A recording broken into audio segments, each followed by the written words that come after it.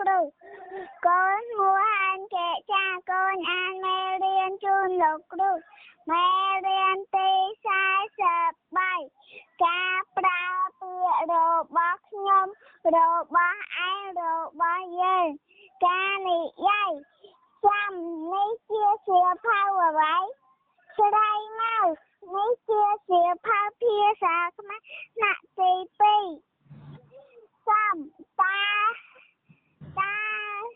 វាជារបស់ឯងមែនឬទេស្ដីមកចាវាជារបស់ខ្ញុំតាខ្មៅដៃពួរមួយប្រអប់នេះជារបស់